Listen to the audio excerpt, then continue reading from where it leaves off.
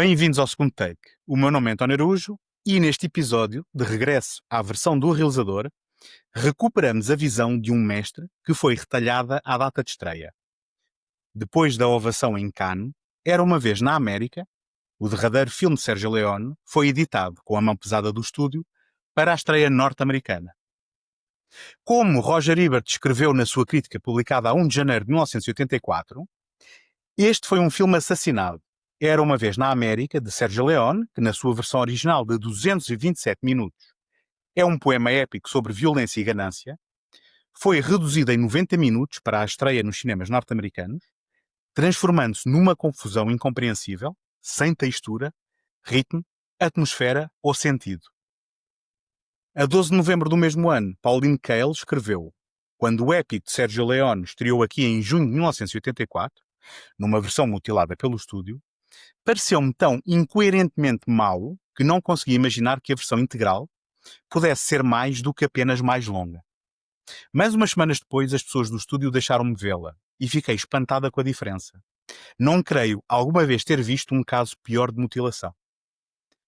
Para falar comigo destas duas versões e da importância da preservação da visão artística, tenho o convidado recorrente e amigo do podcast, Rui Alves de Sousa, radialista e autor de inúmeros programas na Antena 1 e autor do podcast Imperdoável. Ora viva. Ora viva, se não me estou a esquecer de nada. Não, acho que para já está tudo bem. Houve coisas no passado, não é? Aliás, vamos falar de um filme que é muito sobre o passado. Sim.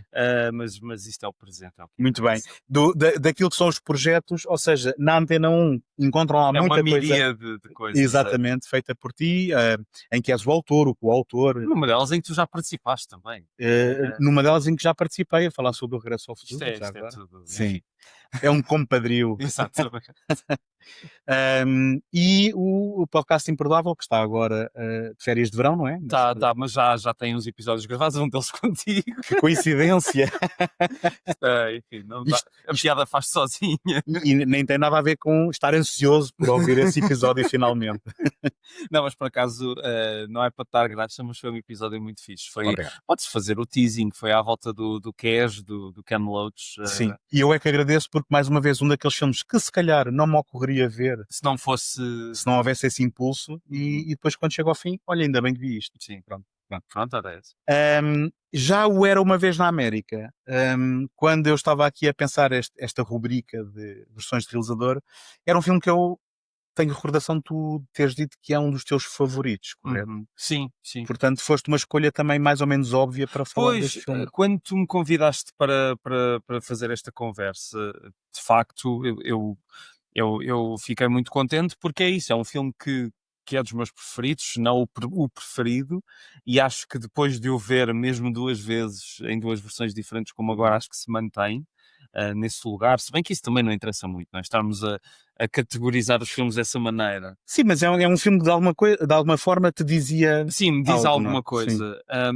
E de facto, quando há uns tempos, creio que foste tu ou o teu outro convidado recorrente, o Tiago Laranjo, que me alertou para o facto de haver a versão americana disponível por aí, fiquei muito curioso de a ver, porque lá está, tanto a Pauline Kael como o Roger Ebert, como outros críticos, referiam o facto de que esta é uma versão tão má comparado com a outra. Houve alguém que disse que era o pior filme dos anos 80, a versão de 2 horas e 20, e o melhor filme dos anos 80, a versão de 227 ou 29 minutos.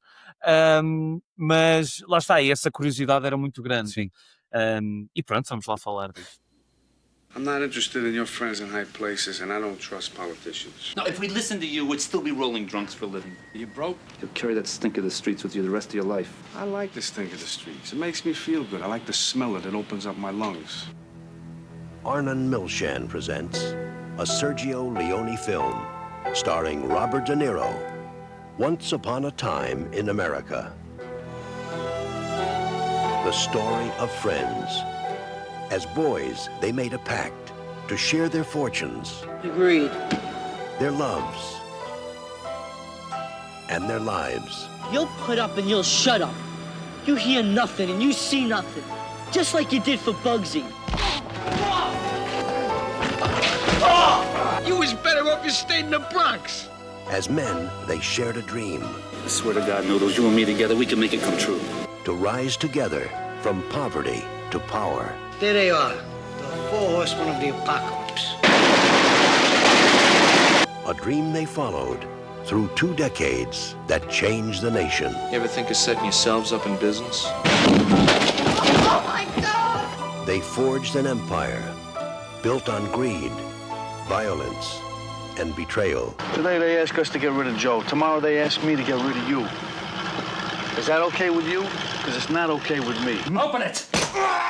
Eu tenho falado com os meus convidados nesta rubrica sobre o que é isto da versão de realizador. E há muitas motivações diferentes para haver versões de realizadores. Agora, quando foi o advento do DVD, naquela ânsia de dar extras às pessoas daquilo que não...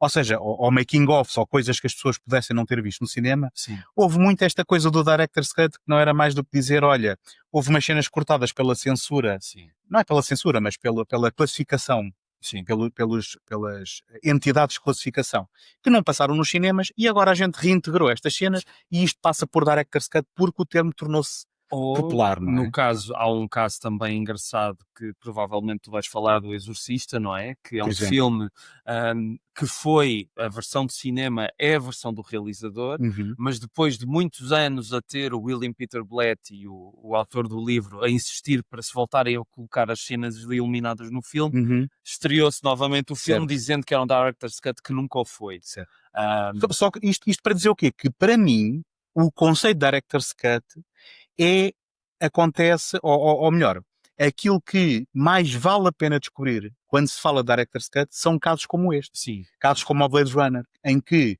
há uma interferência do estúdio e, para melhor ou para pior, isto depois é discutível, acho que aqui não será muito discutível, mas já lá vamos, há, digamos, o retirar da visão artística do realizador que está a fazer o filme, por questões comerciais, com medo que o filme não vá ser bem recebido, que não Sim. vá faturar na bilheteira, e há um estúdio ou um produtor a vir e a mexer numa coisa Sim.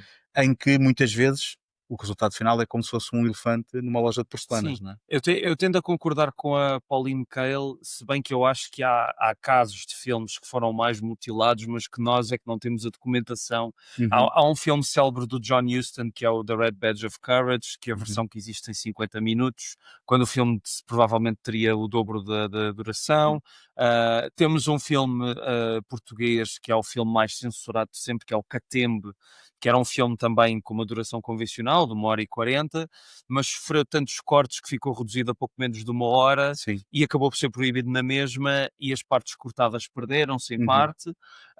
Sim, muitas vezes acontecia isso, não é? Tens o Magnificent Ambersons também, Também que é tu outro. hoje nunca conseguirás ver a versão original do Orson Welles, porque Há foi... quem anda à procura a ver Sim. se encontra uma cópia de trabalho, Sim. mas isso acho que já se percebeu que não vai acontecer. E o Orson Welles que também era recorrente, porque depois o Touch of Evil também sofreu Também. do mesmo mal, não é? Mas de facto, o caso do Era uma Vez na América é importante, se calhar, aqui irmos ao início, para Sim. essa redundância, Sim. e perceber que, primeiro, isto eram para ser 2 filmes de 3 horas cada um. Só que isso era o projeto, Era o não é? projeto. Ou seja, nunca existiu, Sim. acho eu, montagem de... Não. Exatamente. Isso também é outro mito que existe por aí. Exatamente. O que existe foram 10 horas de brutos, que, enfim, dizer 10 horas de brutos não quer dizer que tivéssemos 10 horas de filme. Haveria muitos É erros, normalíssimo. muitos planos É normalíssimo executados. haver essa duração toda, claro. O Leon tinha esse projeto, mas os produtores, e temos de nos lembrar que o Era uma Vez na América começa a ser pensado nos anos 70. Uhum. Aliás, o Sérgio Leone decide não realizar o Padrinho, para o qual foi convidado para se dedicar ao Era uma Vez na América, Uhum. que, note-se, na América só estreou em 1984, portanto estamos a falar de um projeto que lhe tomou mais de uma década, Uhum.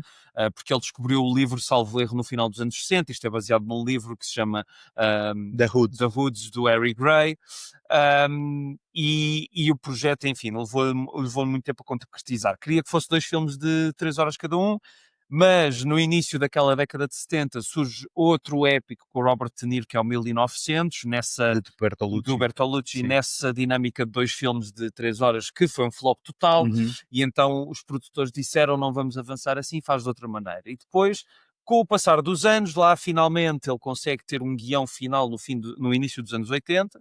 Antes disso, por curiosidade, eu não sabia disto, o Norman Mailer ainda fez um guião nos anos 70, que tanto o Leone como o produtor que ele tinha na altura, que era o Grimaldi, detestaram, disseram que era uma versão do Rato Mica do livro. Acaba por só haver um guião em 1981 e 82, e o que é filmado são essas 10 horas, que são reduzidas para um filme de 269 minutos. Certo. Esta seria a versão do Leone. E já agora, só alguns comentários. Sim, Eu sim, estou a sim, adorar, sim. eu estou a adorar este background, porque acho que não poderia ter ninguém melhor para me dar esta informação e algumas dessas coisas. Eu não conhecia e também estou a aprender. Mas só fazer aqui 2 comentários, que é, o primeiro, é engraçado ele ter recusado o Padrinho, porque é impossível ver este filme sem nos lembrarmos também do Padrinho 2, no que diz respeito à época, não é? Sim, e aos saltos temporais também. Os saltos temporais, apesar de não estarmos a falar de italianos ou de imigrantes italianos, estamos também a falar, de certa forma, sim. de imigrantes, Sim, e aqueles da construção de uma Nova Iorque. os grandes planos daqueles bairros judeus fazem muito lembrar os grandes planos do Sim, bairro sim. italo-americano. E depois o Robert De Niro parecia estar sempre presente nestes filmes, não é? E essa é a primeira, que é engraçado que, de certeza que ele reconheceu algum valor no material do Padrinho, se bem que o Padrinho 2 já foi uma extensão daquilo que era a história original, mas ele, ao dedicar-se a este filme, estava a dedicar-se a algo que também não estava assim tão distante, tematicamente. Fica para as exposições o que é que seria uma exatamente. versão do Padrinho do Sérgio Leone. Gostaria de saber. Mas Sim. a outra coisa que eu queria dizer é, esta tal versão de 269 minutos, eu entendo que ela nunca foi exibida, mas que houve essa Verdade, versão, correto? Verdade. O que acontece é que depois os produtores ou distribuidores dizem ao Leone para cortar 40 minutos, e ele corta 40 minutos, é a versão que foi editada em DVD cá, que estreou na Europa cá, claro, e que estreou no Festival de Cannes em 1983 ou 84, e que teve 15 Sim. minutos de ovação de pé por parte das pessoas e tal. Pronto, e aí estava, essa versão era aprovada por Leone, estava estreada, era o que ia Sim. acontecer. Ou seja, já agora, também só para desmistificar, não é assim tão anormal haver edições à última hora. Claro. E neste caso estávamos a falar de, há uma edição, há uma versão original que, depois de haver o pedido dos produtores, é o próprio realizador que a faz. Exatamente. E que, tenha gostado mais ou menos de ter cortado aquelas cenas, fica com uma versão que é a dele. Exatamente. Com 3 horas e 49 minutos. E claramente este filme nunca seria uma versão autorizada por um estúdio, nem nos anos 80, nem nunca. Não é um filme que leva o seu tempo, que tem muitas coisas que são agressivas ou polémicas. E é um épico como já não se fazem. Sim, eu estava a vê-lo e estava a pensar, nunca pensei quando era miúdo que ia ter saudades destes épicos, porque na altura eram coisas assim um bocado enfadonhas, emproáveis. Tipo os Gandhis da vida. Sim. Filmes invariavelmente realizados pelo Richard Attenborough. Sim. São esses filmes. Mas que...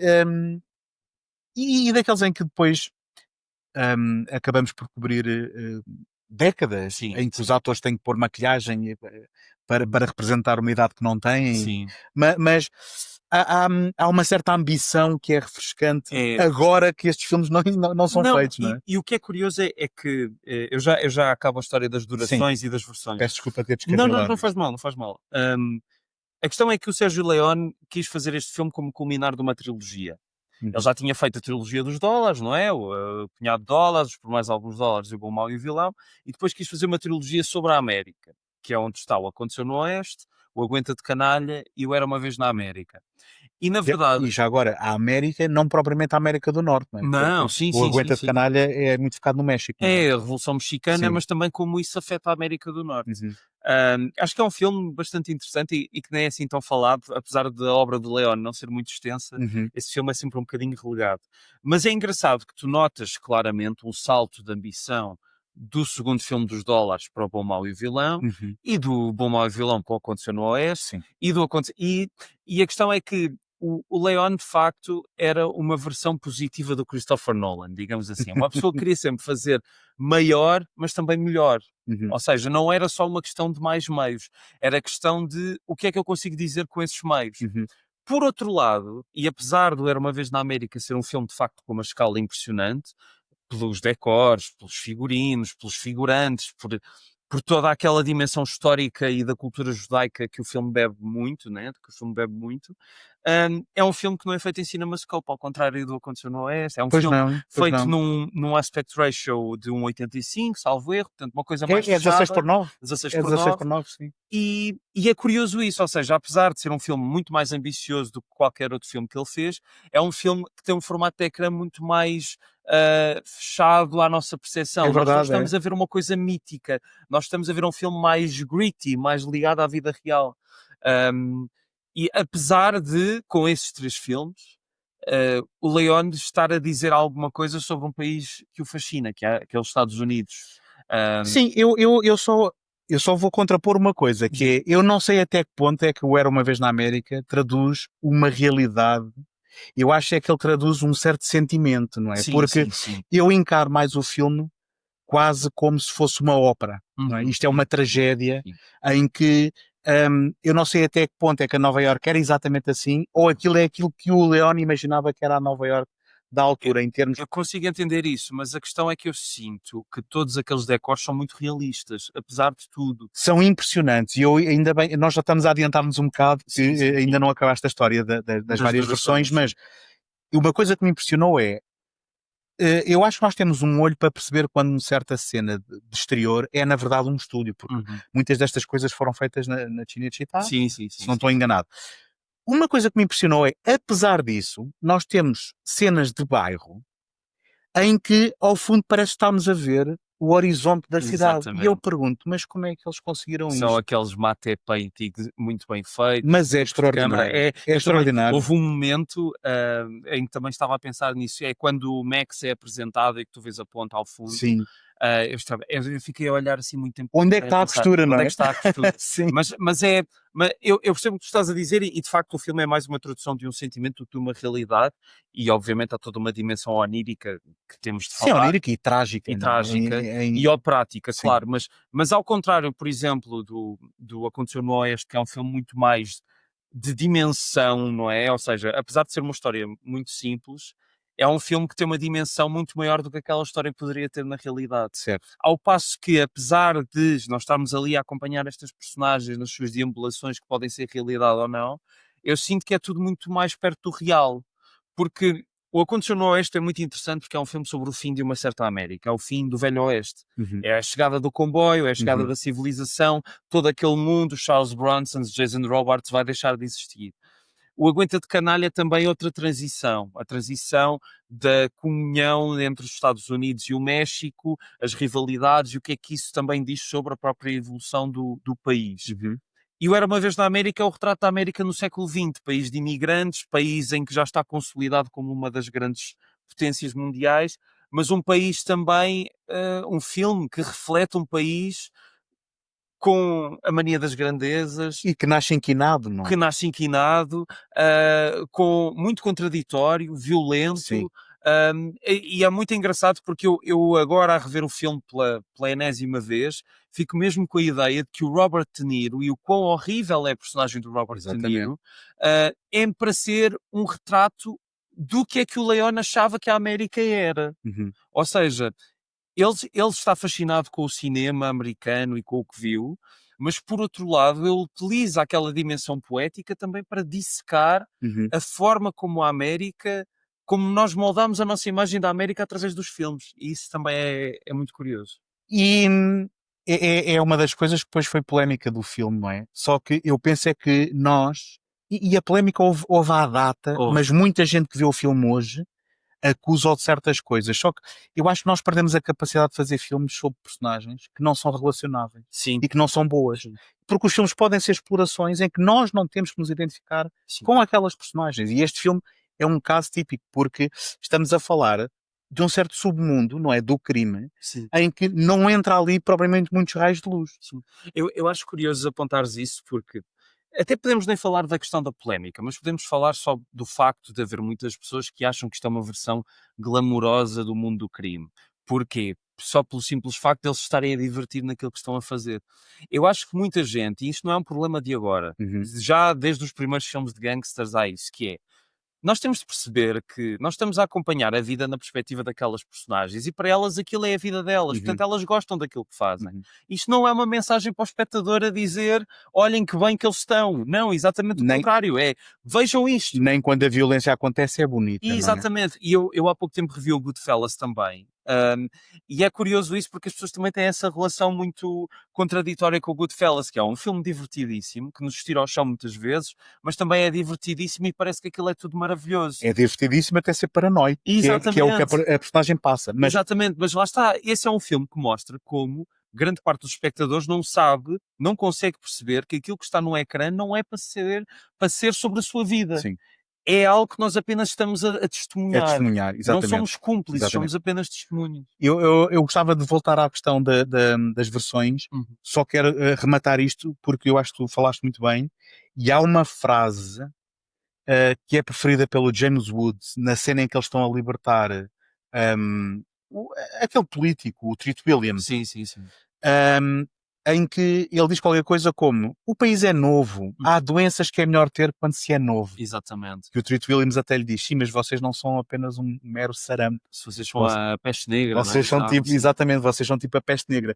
Que eu acho que é sintomático desta América, não é? Desta América na sua infância. Mas voltando à questão das versões. Então, sim. O Leon tinha cortado 40 minutos, estreia a versão 229 ou 227 minutos. Sim. É mais depende um bocado, se calhar, do número de frames de cada sistema, não é? E o filme é muito elogiado, sim, só que o problema... Ovação em Cannes, se bem que hoje em dia isso também já não quer dizer nada.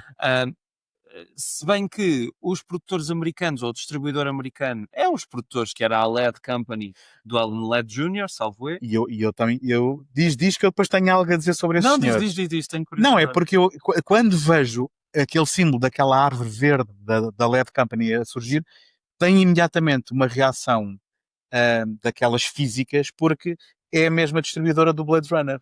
O outro famoso Director's Cut. Exatamente. E então, mas isto eu acho que as pessoas envolvidas não são as mesmas. Sim. Mas achei graça, de repente, um filme que é conhecido por ter sido, digamos, alterado à revelia do realizador. Olha, é a LED Company que aqui está. Mas então a LED Company decide, à revelia do Sergio Leone, remontar o filme, fazendo uma versão que tem cerca de 140 minutos, em que toda a dimensão de flashbacks do filme é alterada para uma narrativa cronológica, ou seja, para quem se lembrar do Era Uma Vez na América, nós começamos num misto entre o segundo tempo do filme e o presente do filme, e depois vamos para o primeiro tempo do filme. Sim. E depois aquilo anda entre o presente e os passados. Já agora, o filme divide-se, temporalmente divide-se em segmentos nos anos 20, exato, nos anos 30 e nos anos 60.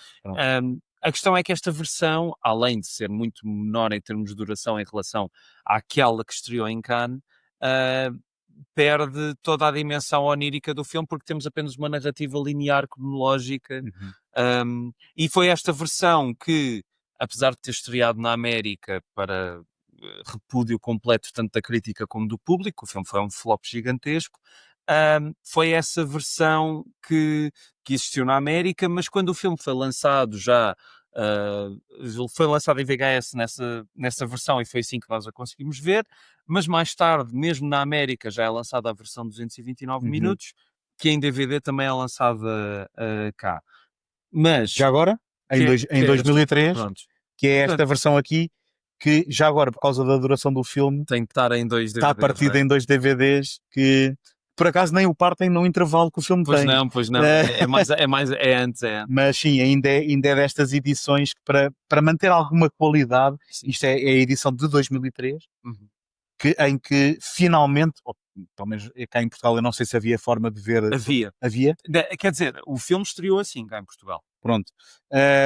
Portanto, estás a dizer, presumo que houvesse uma edição em VHS antes disto.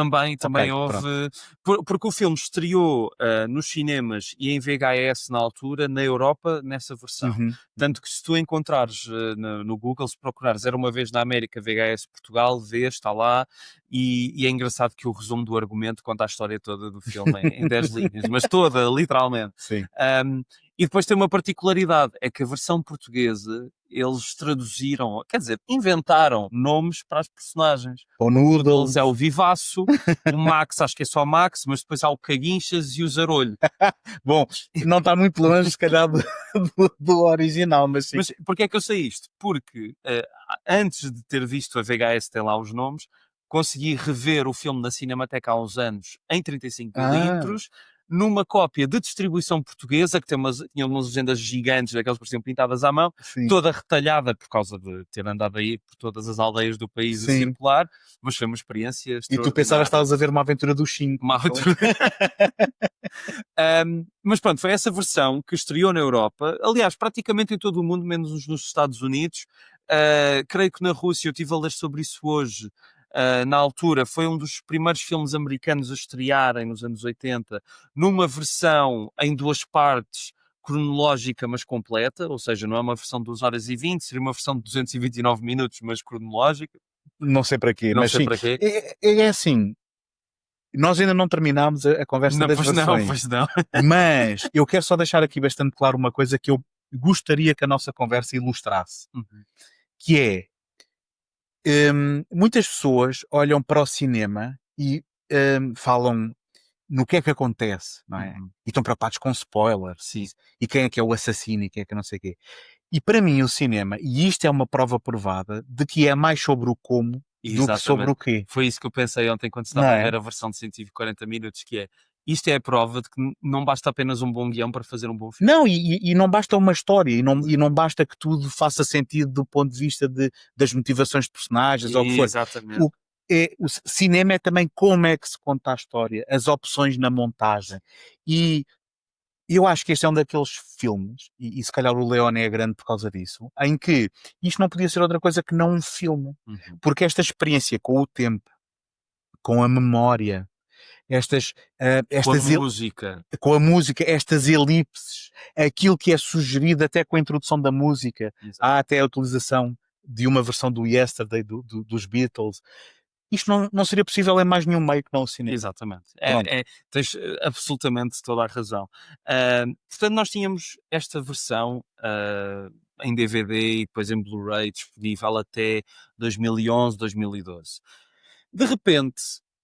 O Scorsese entra em cena, o não é? Scorsese entra em cena, entra o Scorsese, entra a Gucci também, que a Gucci ajudou, e a Film Foundation e etc., porque descobriu-se metade dos minutos que tinham sido cortados pelo Sergio Leone para fazer os tais 229 minutos. A ideia na altura, segundo li, era eles recuperarem tudo. Mas não foi possível, Mas porque não foi acho que possível, não é? metade dos minutos estavam noutro sítio e era preciso outros direitos que não Sim. foram possíveis. Só para deixar claro, que a ideia foi, tentou-se restaurar a tal versão inicial que nunca foi exibida, de 269 minutos. Pronto. E o que acontece é, como havia aqui uns minutos em falta ainda, o filme estreou com 251 minutos.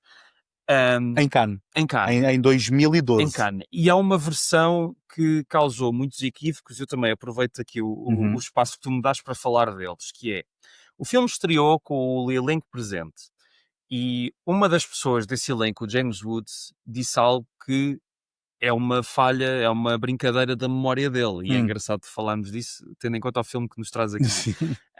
Ele disse, esta foi a versão, eu lembro perfeitamente que esta foi a versão que eu vi em Cannes.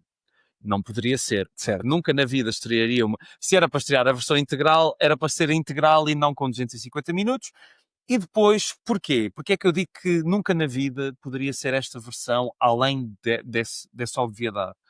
É que eu, tendo visto o filme na versão 35mm distribuída em Portugal, percebi que a fotografia do filme, como está neste DVD, é muito mais próxima daquilo que se viu nos anos 80 do que a dessa versão.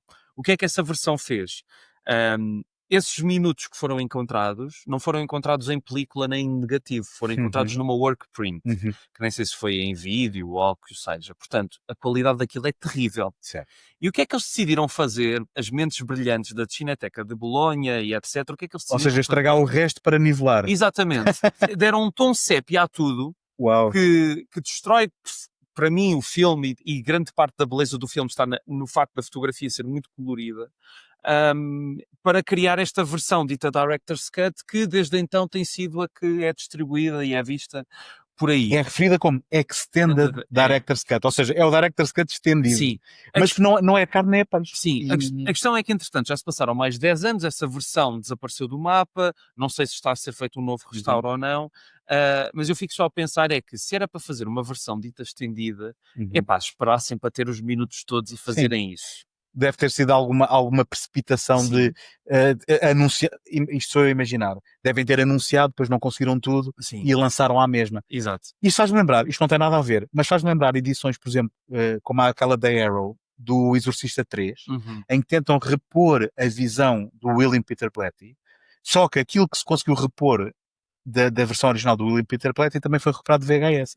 Só que lá está, de uma cópia em VHS. Só que lá está, aí nós sabemos que isto é um exercício só. Sim. Isto não é um filme para ser exibido, isto é só para quem é fã deste filme poder ter um vislumbre do que é que podia ter sido outra vez. Não é para ser visto o filme assim. E a questão é que mesmo com todos os esforços, tu notas a diferença, porque é notória, quer dizer, aquilo se calhar nem é bem um VHS, é outra coisa, mas de facto é muito mau.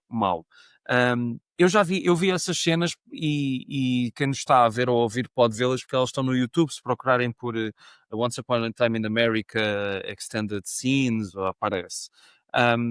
Algumas cenas são curiosas, mas não são um grande acrescento. Tu tens o momento em que a Deborah está a fazer o seu espetáculo como Cleópatra, tens uma cena lá no mausoléu em que o Noodles vai visitar os amigos, que a Louise Fletcher aparece,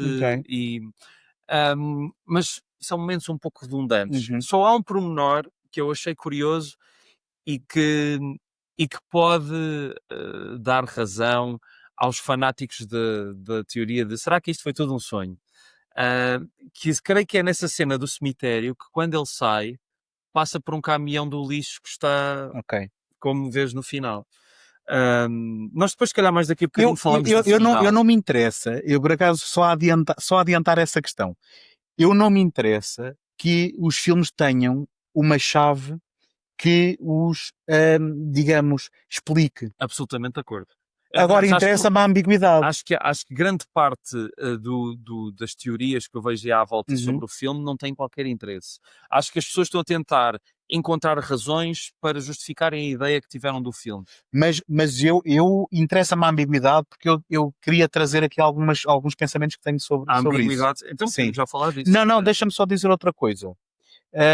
Que nós ainda agora, antes de começar a gravar, falávamos de que, apesar de ser um excelente filme, nós prevemos estas duas versões e investimos para aí 7 horas, perto de 8 horas da nossa vida. Agora, eu adoro fazer este exercício e há um benefício para ver os filmes tão próximos, não só poder compará-los, não é? Sim. Como, por exemplo, eu acho que reparei diferenças em termos de a versão curta ter takes alternativos e até ter pequenos momentos que não estão na outra versão, que eu achei muita graça. E eu tenho 2 exemplos. Sim. Logo o plano inicial, porque até os créditos iniciais são diferentes, aquele plano inicial não está no outro filme. Mas eu como vi os filmes tão próximos, aliás, isto agora também já pode ser a minha memória, o que também tem, lá está adequado para o tema, mas quando o Treat Williams, eu não me lembro do nome da personagem, quando ele é baleado, ele está ao telefone com o Noodles. E na versão curta, nós ainda voltamos ao Noodles que diz assim, eu acho que ele foi baleado. E na outra versão não. Nós cortamos disso para o hospital. Exatamente, sim. E quando ele chega à festa, na versão integral, nós temos aquela cena toda em que vemos o James Woods previamente, em que ele está a ver o filho cá em baixo. Exatamente. E, de repente, quando vemos o Noodles já está à porta a dar o casaco ou qualquer coisa assim. Na outra versão, nós vemos ele a subir as escadas, numa fila de pessoas a entregarem os convites. Portanto, é engraçado que isto aqui não se trata só de tirar e pôr cenas. Há mesmo aqui opções de montagem que são diferentes nas versões. Eu acho que é curioso. Depois já há muita coisa a dizer sobre a ambiguidade do filme, porque eu acho que um dos grandes equívocos à volta deste e de outros filmes é as pessoas estarem a tentar encontrar uma resposta e muitas vezes o filme não quer. O filme pode ser lógico até certo ponto e deixar de ser, porque é um filme. Não é preciso haver aqui uma justificação para de repente estarmos a misturar um caminhão do lixo e 2 carros dos anos 30, a não ser um delírio da personagem. Mas É curioso, de facto, porque esta versão de 2 horas e 20, que houve muita gente a dizer que era o pior filme dos anos 80, eu não acho que seja. É impossível ser o pior filme dos anos 80, porque, enfim, houve o Firefox do Clint Eastwood e houve outros. Se Que eu, calhar por também acaso, não é o vi pior. recentemente. O que é que tu achaste? E desse adormecendo. filme? Pois, esse assim. filme é, enfim, conduzir mísseis telepaticamente, ou aviões, ou o que seja. Mas eu achei curioso que esta versão, que supostamente foi montada pelo tipo que tratou dos filmes da Academia de Polícia, Bem, isso também não quer dizer nada. não quer Há dizer muita gente nada, talentosa a trabalhar em filmes maus. obviamente, mas eu achei curioso que houve algum cuidado em manter, sei lá, por exemplo, alguns callbacks. A cena de a Deborah dizer para o Noodles, go on, your mama's calling, aquilo acontece 2 vezes. Há um corte que eu achei engenhoso, no sentido em que eu vou contar isto de forma a tirar tempo ao filme, Uhum. mas as pessoas vão perceber a ideia, que é quando o Noodles e companhia, ainda em crianças, mostram lá aos bandidos aquela invenção do Sim. sal e não sei o quê, a versão curta corta do barril com aquela Para eles lá maquete para... aparecerem logo. Exatamente. Exato. Eu achei esse momento Exato. engenhoso. Sim. Agora, Por acaso, eu quando estava a ver a outra versão era, espera aí, aquilo não aparecia logo. Ou seja, depois há coisas que, lá está, é a nossa memória, ok, se calhar não me lembro bem, mas é agora, verdade. o problema e eu vi esta versão retalhada primeiro e fui rever Sim. a versão de 229 minutos, e arrependi-me um pouco porque eu decidi fazer assim porque a minha memória do filme é muito fresca, porque apesar de a última vez que o vi foi em 2017, há muitas coisas que me lembro muito bem do filme. Mas a questão é que estar a ver esta versão, que em grande parte da sua duração tira impacto e força aos momentos mais importantes do filme, depois a rever o filme eu já estava um bocadinho cansado, que é, ok, eu vi isto ontem. Tipo, estou a ver a mesma cena. Estou a ver a Ou mesma seja, cena quase outra que vez. te apetecia, Sim. na cena que eu sei que é igual, passar à Sim. frente, não é? Pois, Mas, sim. e a culpa não é do filme, é mesmo minha e ter visto aquela versão que tira mérito ao filme. É claro que quando de repente estou a ver toda aquela hora final que não está nem por sombras assim na versão de 140 minutos, é claro que isso não aconteceu em vários momentos do filme.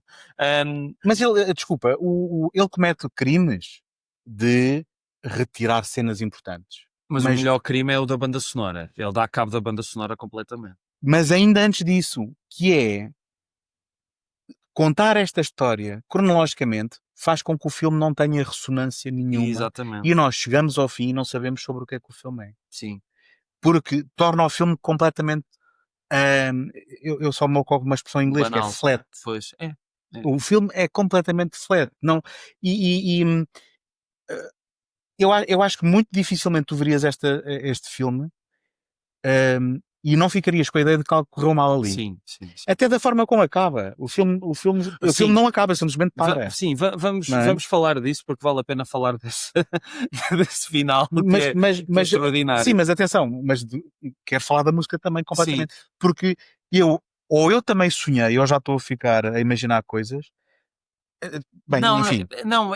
Diz, fala sobre o final e já vamos à música. Não, mas a questão do final é que houve ali uma decisão, não sei se foi do montador ou dos produtores, de vamos terminar isto de uma forma completamente banal, que é o Noodle sai de casa lá do secretário Bailey, que na verdade é o James Woods, e ouvimos um tiro e é um momento em que nos olha para trás e acaba o filme acaba, exato. E depois acaba com outro fotograma dele aumentado, alargado, não sei se foi da edição em VHS ou não, mas aquilo é horrível. Deve ter sido esticar o 4x3 para o genérico. Mas aquilo foi horrível. Sim.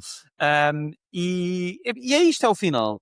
Ou seja, toda a ambiguidade e dimensão de o que é que foi esta traição, o que é esta pessoa, o que é que nós estamos a ver, perde-se completamente, não é? Em relação à banda sonora, o que eu te posso dizer, que sei que ela foi assassinada, é que, primeiro, eu fiquei surpreendido por a banda sonora estar no filme, porque a ideia que eu tinha era que esta versão não tinha a banda sonora do Morricone. Uhum. Agora, se era para isso, mas valia não ter, porque há um momento, aquele momento que para mim é dos mais fortes do filme, em que o rapaz mais novo do grupo é assassinado. Uhum.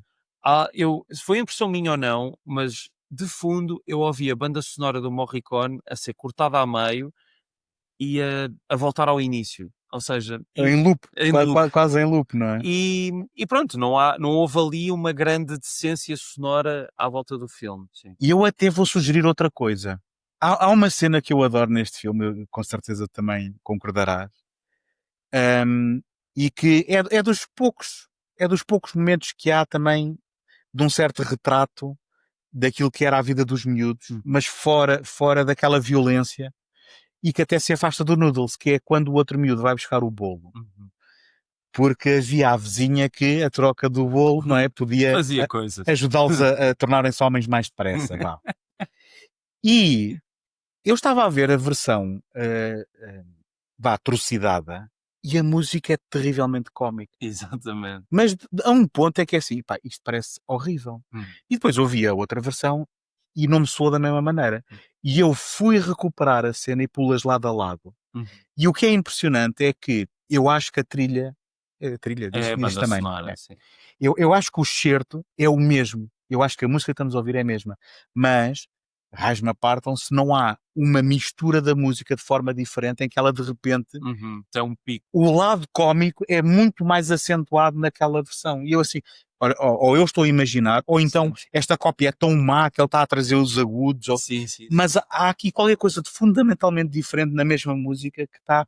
E é assim, eu não costumo reparar nestas coisas, eu para ter reparado nestes pormenores na banda sonora. Mas é engraçado que eles fazem isso na banda sonora, mas há cenas que estão quase na íntegra, ou seja, essa cena pareceu-me que não há ali cortes de... Pode-se calhar Sim. haver um fotograma ou outro, mas Sim, não me não me parece. pareceu. Sim.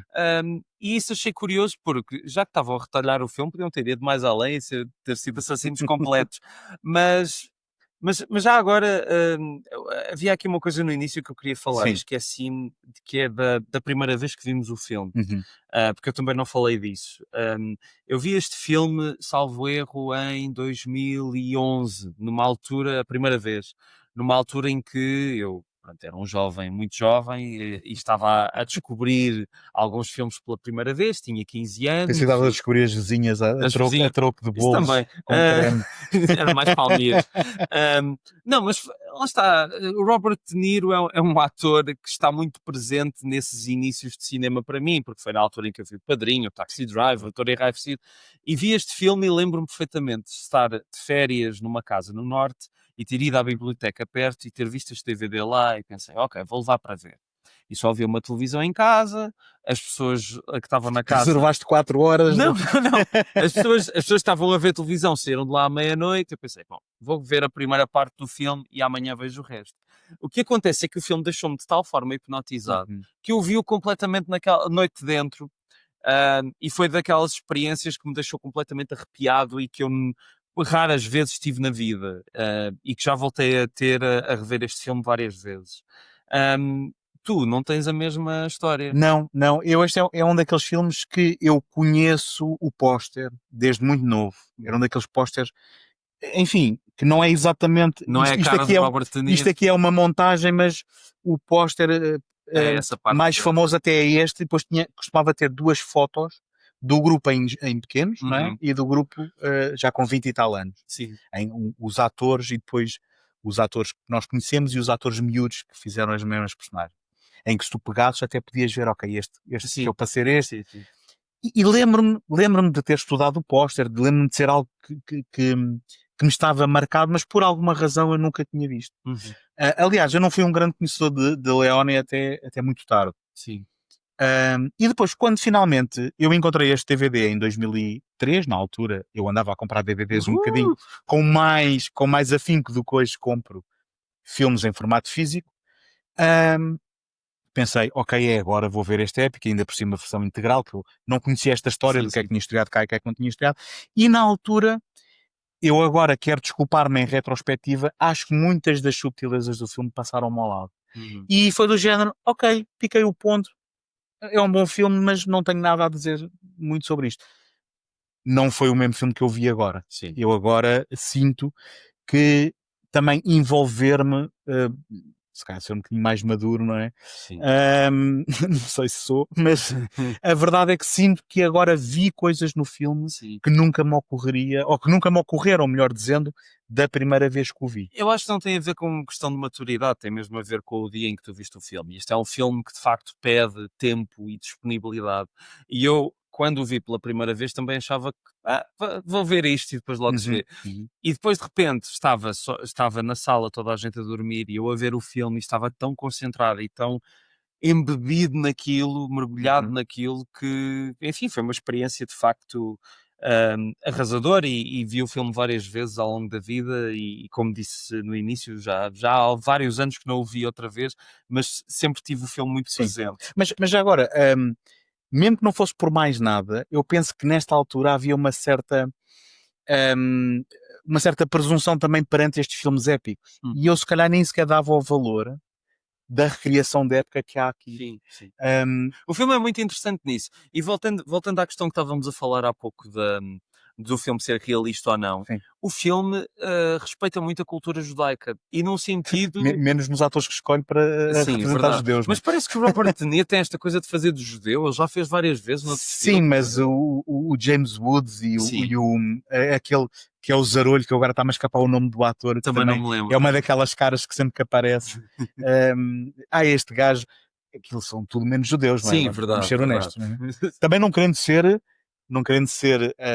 aqui xenófobo e dizer que eles têm Têm todos têm todos a mesma. Sim. Exato, têm todos a mesma. Mas, enfim. Eu posso fazer piadas porque tenho ascendência judia. Não, mas, e repara, aqui a questão trata-se de que, na verdade, do ponto de vista da etnicidade, se calhar não eram as melhores escolhas. Mas quem melhor do que o Robert De Niro nesta altura Mas para ser o protagonista do teu filme? Não é? pode não ser isso, mas das vestimentas, naquilo que eles dizem, como estabelecem algumas ideias e raciocínios, aquilo é tudo muito credível. Uhum. E esse lado acho que é fascinante no filme, e fascina-me cada vez mais aquele grande plano de quando ele está lá a ver a Jennifer Connelly a dançar e depois ela desaparece no meio da multidão e ele anda ali à procura dela, não é? Nós a vermos o grande plano e ver onde é que ele está, aquilo É grandioso. é de cortar a respiração, não é?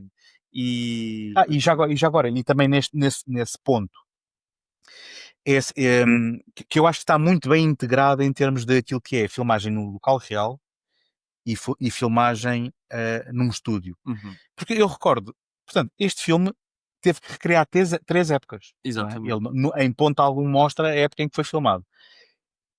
E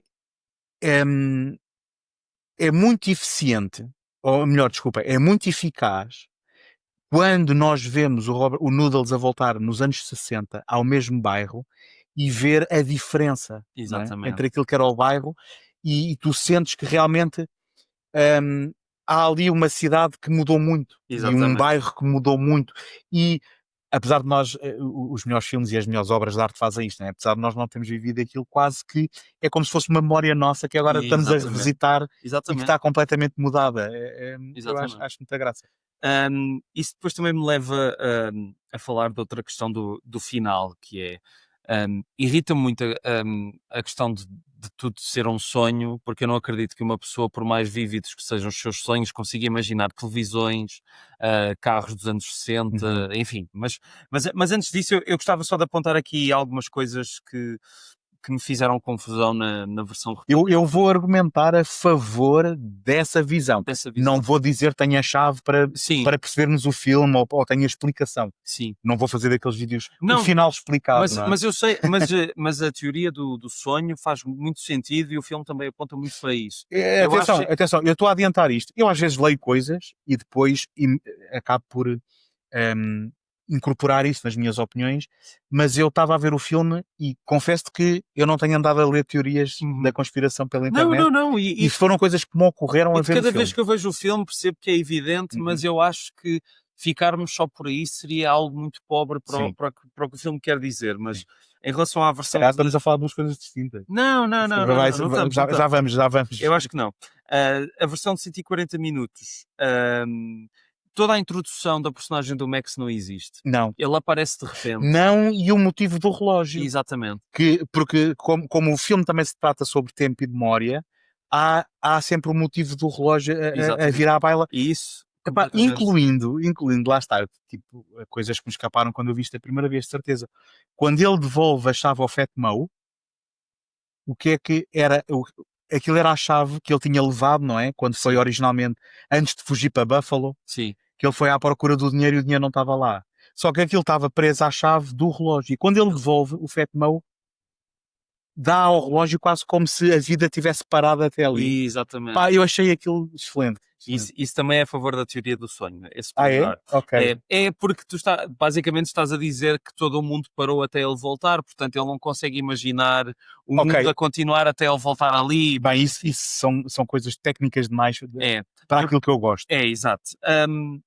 Dizer também que, além de ser tudo muito flat, há cenas muito marcantes que perdem qualquer dramatismo. A Uhum. morte do miúdo é uma delas e outras. A transição para o segundo tempo é terrível. Ou seja, do Noodles entrar na prisão para sair da prisão, Uhum. eu achei aquela transição mesmo medonha. E pior do que isso é a personagem. Atenção, eu vou fazer uma crítica que é exacerbada por esta versão, Uhum. mas que eu acho que é uma crítica válida ao filme. Resta saber se o Leone estava preocupado com isso ou não, que é Uhum. o filme foca-se muito nas personagens que se quer focar. Não é um filme épico que te dá a conhecer toda a gente Claro. aprofundadamente. E há personagens que entram e saem do filme sem que tu te apercebas, ou melhor dizendo, há personagens que entram no filme Uhum. que tu pensas que vão ter um grande impacto e não têm, Sim, e há personagens que, sem serem apresentadas, aparecem e estão lá. exato. E eu estava a ver a versão truncada, e por exemplo, quando aparece a Eve, a namorada dele, na praia, Uhum. eu digo, aqui qualquer coisa cortada de certeza, porque eu tenho que preencher o espaço, Uhum. o espaço em branco de que ela é a namorada dele e que eles se Sim. conheceram alguns.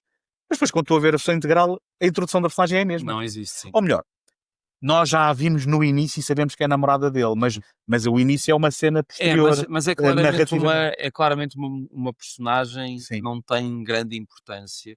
Por Mesmo- outro lado, Mesmo o Joe Pesci e o Burt Young, não é? mas é isso que ia dizer. O Joe Pesci, um dos grandes mistérios à volta do filme que nunca foi resolvido, Sim. é porque raio é que quando eles saem do hospital, do elevador, do sim. elevador, está o Joe Pesci a entrar. E Certo. não há nenhuma explicação. Supostamente poderá ser que numa das cenas que ainda não vimos isso esteja explicado.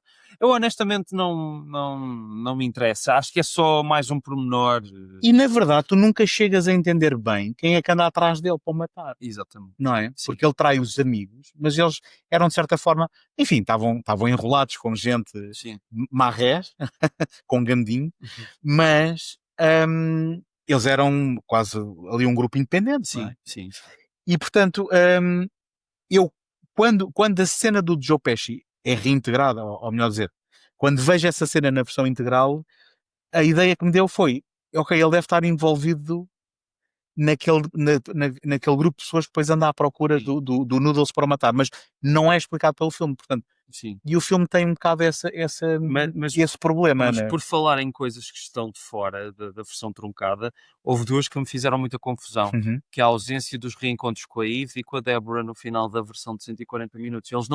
Elas não aparecem. Certo. Portanto, toda aquela questão da memória desaparece também Sim. totalmente. Não, isso. Ahm, Sim, atenção. O fato de ele estar numa daquelas teatro chinês, não é? sim, o Chinese O que eu Theatre. tenho que te dizer é que ele parece um sítio super chill. mas, ou seja, isso na versão em que a narrativa é colocada cronologicamente, Uhum. é apenas um incidente, não é? Sim. Ele estar ali, enquanto que é fulcral na outra versão. Sim. Podemos falar um bocadinho, eu não quero dizer que é uma teoria ou que não é, Uhum. mas o momento em que me saltou, porque o filme, o fato do filme se tratar de memória, o fato do filme sugerir no início que ele está num estado de confusão mental por causa do ópio, Uhum. foi quando ele reencontra a Débora, precisamente, agora pegando naquilo que estavas a dizer. Porque ela está como se nunca tivesse passado a idade, Exatamente. mas isso não é bem assim. Porque ela. Porque depois na festa ela tem... Não, e nota-se- quando ela está a tirar a maquilhagem, tu vês as rugas aqui. E a questão é... Mas isso é vamos uma ser falha da sinceros. maquilhagem? Não, Ou vamos é- ser sinceros. A Kim Novak apareceu há uns dias no Festival de Veneza, tem 92 anos, mas com as plásticas parece ter 60. E a questão é essa, é que Sim. acho que as pessoas, às tantas, já estão a ver coisas no filme que não é suposto. Ela tem toneladas de maquilhagem em cima por causa da Eu até- Cleópatra. eu E quando- provavelmente tu estares a pôr maquilhagem de Sim, envelhecimento sim. e por cima aquilo, ainda pior Eu seria. até te vou dizer, porque eu passei por vários processos mentais. Uhum. O primeiro foi, a maquilhagem de envelhecimento não funcionou e eles usaram esta maquilhagem para disfarçar. Mas depois ela começa a tirá-la, assim, ok, isto lá se foi a minha teoria pelo ar. E diz, ok, mas ela não chega a tirá-la toda, se calhar foi mesmo isso. Mas depois ela volta a aparecer numa cena mais à frente. E eu pensei, bolas, então, mas se fosse isso, ela não aparecia porque Sim. tinham-se limitado àquela cena. E realmente ela, quando aparece na festa, tem aqui umas rugas e não sei o quê. Mas, e atenção, eu não quero forçar nada que o filme não nos dê. Sim, sim. Mas eu só pensei que, e agora diz-me se é essa a teoria que circula, de que ele, porque o filme acaba nos anos 30. Uhum. E o filme acaba nos anos 30 com ele, na casa de ópio, a sorrir. Pronto. E então, aquilo que a ambiguidade me sugere é que aquilo tinha sido uma forma dele lidar com o peso da culpa. Uhum. Tu podes ter essa teoria. Há uma teoria que eu acho muito pateta que diz: ele está a sorrir no fim porque acordou e percebeu que é tudo um sonho. Isso é Não, sim. Isso é não, estúpido até porque, não gosto disso. porque ele acabou de chegar ali, ele está feliz de estar ali. O que me parece é que ao longo do filme todo, o Noodles tem sempre a intenção de escapar. Ele não gosta daquilo que está a fazer, ele não gosta daquilo que põe os outros a fazer. Ele foge logo sem nunca mais voltar. Tu achas? Eu acho. Sabes porque, bem, enfim, eu parece-me, eu não me ocorre isso por uma razão, porque ele teve a oportunidade de escapar, em que ele podia, se o amor da vida dela era a Débora, ele em vez de a violar, ele podia ter partido com Não, ela. mas o problema é que ele é um homem violento, monstruoso. Não, é que ele é um Ele homem quer fazer de lealdade. Ele quer fazer Não as é? coisas à maneira dele. E o problema é esse, a Débora não quer ir com ele e então ele faz isso. Que é horrível, obviamente. Não, atenção, essa, o que a personagem do Noodles mostra é que há ali um certo também, como é que se diz em português, Arrested Development, não é? Sim. Porque pá, é impressionante a interpretação do De Niro, porque assim que ela lhe diz que vai partir para Hollywood, depois de terem tido a noite mais romântica que podes imaginar, Exatamente. a cara dele é de quem queria jogar a bola e não deixaram. Exatamente. Não é? É uma cara de enjoo de quem não pode ter aquilo que quer. Sim. Então, como não pode ter aquilo que quer, ele faz aquilo que todos os homens, entre aspas, fazem, que é ele tira. Mas deixa-me só explicar, aquilo que eu estava a dizer com escapar não é tanto escapar fisicamente, é não estar ali. E o facto dele se embrenhar no ópio, que é uma coisa que até é referida no próprio filme como sendo algo que ele fazia recorrentemente, é a prova disso. O que eu acho é que há duas coisas aqui que me fazem um pouco de confusão. Ou seja, talvez escapar à realidade que ele vive, Sim. não tanto escapar fisicamente Sim. e Ou seja, procurar uma real alternativa à vida eu acho que que a partir do momento em que ele começa a tomar ópio, ele toma alguma noção da sua própria monstruosidade enquanto pessoa. E quer... Porquê? Porque é isso que o final do filme me diz. Quando ele tem todo aquele discurso com o James Woods, ele próprio está a dizer que já não é aquela pessoa. Ele sabe que aquele tipo é o Max. Ele sabe. Tu percebes no olhar dele. Sim. O olhar dele tem um misto de ódio com uma certa comiseração, tipo, do género pobre coitado, tu ainda estás aqui, eu já não estou aqui. E de facto aquilo é uma vingança, sim. O Max pergunta-lhe, isto é a tua maneira de teres vingança? É uma vingança verbal. Não lhe dar a porta de saída Exatamente, para a investigação. eu vou fazer as coisas à minha maneira até ao fim, tu fazes à tua. O que me faz confusão aqui é que as pessoas focaram-se demasiado no facto de o Leon ter dito uma vez que sim, ok, isto pode ter sido tudo um sonho. Ele disse, ok, aceita essa interpretação. É o que tu quiseres. Para... De repente, tudo tem de bater certo nessa teoria. Sim. Se formos assim, se de repente isto tem de ter lógica, não pode haver lógica nenhuma em um tipo saber que havia televisão dos anos 60, porque aquilo é uma visão dos anos 60 bastante realista. Ou seja, aquilo é uma visão urbana, tu tens um frisbee, não são coisas que uma pessoa inventa assim da cabeça, não é? Sim, só que isso também é ser demasiado literal, não é, Rui? Ou seja, Mas o problema é que as pessoas são demasiado Ah, literais ok. a quererem. mas eu não quero ser, eu não quero O ser. que eu acho que é mais interessante do filme é, eu acho que aquilo que acontece no dito presente do filme aconteceu. Hum. A cabeça do Noodles é que já está tão lixada que ele já não distingue realidade e ficção. E ele está tão a viver nas suas memórias, ou seja, ele escapou dali não escapando. Porque, na verdade, ele não queria escapar. É como se estivesse aprisionado Exato, naquele momento. mas não é? por vontade, não é? O facto de ele regressar 35 anos depois e a Débora nunca ter deixado de ser o amor da vida dele, mostra que ele parou ali, ele parou no tempo. Tu não sabes o que é que ele fez mais ao longo daqueles 35 anos. Sabes que toda a gente evoluiu, menos ele. E menos o Fat Mouse também, que parece que aquilo de repente parece um tasco e era um café incrível que reunia a comunidade inteira. Mas também estava ali já há 40 anos. Sim, verdade. Mas deixa-me só não quero dizer servir de advogado do diabo, Sim. que é, deixa-me só tentar um bocadinho mais defender essa teoria, só para dizer o seguinte, eu largo-a logo a seguir, porque a mim o que me interessa é o filme abrir portas para que possa ser possível pensar desta forma. Claro, mas é isso que é Que é, interessante. Sim. O que eu acho que dá algum tipo de peso a este tipo de leitura é o facto de que se fosse ele que tivesse sido traído e não traído ele os amigos, se tudo fosse um plano do Max e que na realidade foi o Max que o traiu, Sim, isso aliviava é uma boa desculpa para a consciência Exatamente. dele, sim. E depois há outra coisa que é o lado novelesco de que eu até o amor da tua vida roubei. Quando nós nunca vemos o Max a interagir, aliás, eles detestavam-se, não é? Há Sim. aquela coisa de que eles se detestavam. Sim, não é? quanto mais bates, mais gosto de ti, não é? Pronto, mas que era aquela coisa de eles estavam sempre a roubar, ou seja, eles estavam sempre a lutar pela atenção do Noodles, não é? Para um e para o outro, Sim, estavam a puxar. mas ele também se calhar faria isso porque queria a Débora para si. Achas que é isso? Tu não sabes? Não sei, Sim. a questão é, eu não sou contra a teoria do sonho porque eu acho que ela é muito válida no filme. Mas eu só fico é como se as pessoas fossem ver um filme do David Lynch à espera de uma resposta. E às vezes...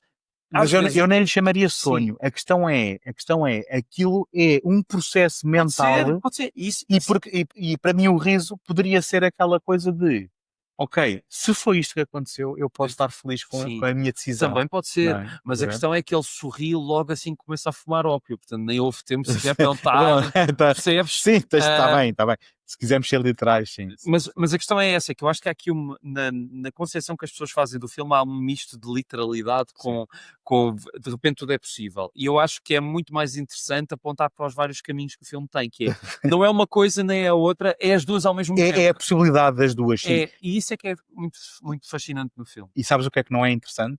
É uma versão contada cronologicamente onde nada disto acontece. Exatamente. E outra coisa, a violação da Débora, ao ser cortada na versão cronológica, aquilo acaba por retirar a força daquilo que deve ser uma cena de violação, que é uma coisa horrorosa. Não, e depois, o que é mais impressionante nessa cena é o depois disso, que é o De Niro ainda vai lá, né? E ela diz, e aquilo é muito forte, não é? Tu percebes que ela naquele momento, ela não é uma mulher passiva, nem ela odeia-o e não vai deixar que ele volte a tocar nela. Já agora, eu tenho uma pergunta. Sim. Tenho uma pergunta. Mas deixa-me só dizer uma coisa. Sim. Uma das possibilidades que as pessoas apontam para tudo isto ser um sonho é 35 anos depois, mas ela vê-o e aceitou assim no seu camarim sem mais nem menos. Eu nisso respondo com outra moeda, que é passaram-se 35 anos. É isso, só. Não, obviamente que ele fez uma coisa horrível, mas passaram-se 35 anos. E ela possivelmente ainda sente exatamente o que sentia naquele momento. Talvez. Ou seja, o facto de eu entrar num camarim não quer dizer que o deixe entrar na vida e que sinta uma coisa diferente. Sim, por manter ele. a distância. Mas... Eu só tenho uma questão que é prática sobre essa cena, que é o demorar tanto a reação do motorista é porque aquilo tem um separador em que só quando ela grita mais é que ele ouve e para o carro, ou ele está a ver o que está a passar e só a alturas tantas é que lhe enche o saco. Eu não saberia o que fazer se estivesse no lugar dele. Porque estás a ver, ou seja, porque depois a atitude dele é é de quem, ouve, tu fizeste isto, eu nem vou aceitar o teu dinheiro. Sim. Vou pegar. Aliás, e ele até lhe dá o casaco que é de género, sai daqui, não é? Sim. Ou seja, a Eu atitude acho do que motorista parece a ele correta no final, mas o que eu me ele percebo tomou muito ele tomou partido naquilo que podia, na sua cabeça, tomar partido. porque está a lidar com um gangster e tudo mais, Sim. será? Que eu, se não me engano, eu não quero estar a mentir, acho que não estou a dizer asneira nenhuma, acho que é o Arnon Milchan, Uhum. o produtor, Sim, esse sim, sim, papel. sim, sim, sim. Mas pronto, fiquei naquela de Mas que sim, talvez por isso, não ser um ator profissional, fazer isso, não sei. pronto, Ser mas marcado, não sei, sim. a verdade é que, por exemplo, na versão curta, quase que nem se põe esta questão, não é?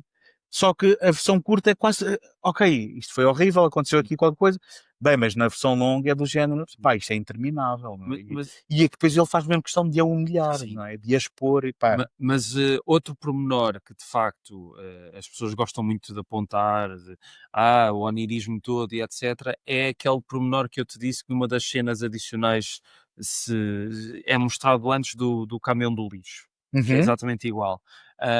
Mas lá está, e se eu volto a dizer, se estivermos a focar nesses pormenores, como é que raio é que ele estaria a imaginar um caminhão do lixo, não é? Acho que não é isso o interessante ali. Mas Eu acho que é a possibilidade de. eu vou ser chato, eu vou Não, ser não, chato. mas eu acho que a possibilidade é, ele até se calhar na cabeça dele inventou uma desculpa para, só que aquilo na verdade concretizou-se mesmo. O facto é que quando aquilo se concretiza, ele já está preparado para isso. E é por isso que ele acha tão impávido e sereno quando o James Woods tem toda aquela revelação. Também pode ser. Mas agora, então vamos fazer uma coisa. Ok, o filme retrata o que aconteceu. Uhum. E até poderias dizer que se há lapsos ou se há coisas que não são consistentes é por causa da memória até do próprio Sim, narrador. mas é Pronto. um filme, num filme tudo é possível. Sim, sim. Obviamente que Perfeito. no fim ele não vê dois carros dos anos 30 a passarem.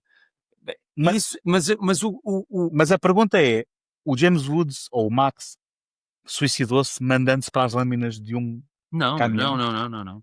Porque depois há a sugestão de que ele vem aí que desaparece quando o caminhão passa. Mas não é? não há porque não há sangue no caminhão. Mas Ou isso é- seja, a ambiguidade é ao ponto de que a gente também nem sabe exatamente o que é que aconteceu. eu acho que esse momento, para mim, aquilo que simboliza agora, revendo o filme, é que na cabeça do De Niro ele quis acreditar que o Max fosse atrás dele. E há o caminhão do lixo a passar à mesma altura. Mas o que é curioso nesse momento é que não é o James Woods que está ali. O James Woods não filmou aquela cena. Eu por acaso ao princípio pensei que era tipo o mordomo ou qualquer coisa assim, não é? É algo assim. É. E é curioso essa cena porque lá está, também é um dos grandes enigmas. Sim. Mas lá está. Ela é estranha. Sim. Ela sem dúvida que é estranha. Repara que eu não estou a dizer que para mim o filme tudo aconteceu. O que eu acho é muito mais interessante o filme ser um misto de delírio e realidade. Uhum. Sim, Em que concordo. tu não consegues. Porque lá está, isto é um filme. Por exemplo, olha, eu estava-me a lembrar de um filme que é totalmente linear até aos últimos 10 minutos, que é o Brincadeiras Perigosas do Michael Haneke, não é? Tu tens a família, é de férias e tal. Nos 10 minutos finais, os bandidos decidem rebobinar o filme. Sim. Pronto, de repente tens um dispositivo de cinema. É um exercício. O E filme é um E exercício. o que sim. acontece no Era Uma Vez na América é a mesma coisa. De repente, há decisões do realizador que são extra-realidade. Certo. Não é preciso dizer, isto é um sonho. Ou, Não, eu estou contigo. Quando estás no cinema, tudo pode acontecer num plano Sim. e vários níveis de realidade ou de ficção e etc. Ou seja, eu estou contigo. Uhum. E não é preciso que haja uma certa. O que tem que haver é uma consistência em termos de quais são os dispositivos que ele está a usar para te contar e o que é que ele está a querer dizer. Não é? Sim. E aqui sim, eu acho que tudo isto é usado para questionar a questão da. Questionar a questão. Para fazer a questão da memória, não é? Para Sim. brincar com a elipse do tempo. E depois há outra coisa que eu estou perfeitamente convicto de que o Noodles não mudou, Uhum. mesmo ao fim destes anos todos. Uhum. E aquilo que tu estavas a dizer de a resposta dele à sugestão do James Wood de que, eu Sim. dei-te ali uma bala de dinheiro para que tu me possas matar para me livrares desta investigação que está a haver porque eu já sou um homem morto. E ele recusa-se. Uhum. Mas ele recusa-se porque na minha leitura ainda há uma lealdade, apesar de tudo, se há coisa que o Noodles era, ele não era ambicioso como o Max, Uhum. mas ele era extremamente leal. E eu penso que Legal até ao ponto de denunciar os amigos e levá-los à morte. Mas atenção, ele estava a tentar evitar que eles fizessem o assalto. Uhum.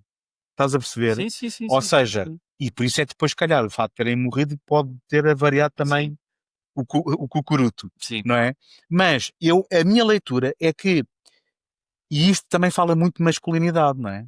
Hoje em dia já se falou muito de masculinidade tóxica, agora se calhar já começa a ser perigoso falar disso, porque começa a ser uma muleta, Os ventos mudam. começa a ser uma muleta, mas vamos ser honestos, estar a falar destes homens é estar a falar de uma certa maneira de estar masculina. E muito americana. E muito aquela coisa de que é o Bros Before Hoes, não é? Que Exatamente. também tens a cena com a Tuesday Weld, que ainda nem falamos na Tuesday Weld, em que apesar de ser namorado do Max, o Max diz Não queremos aqui o quê?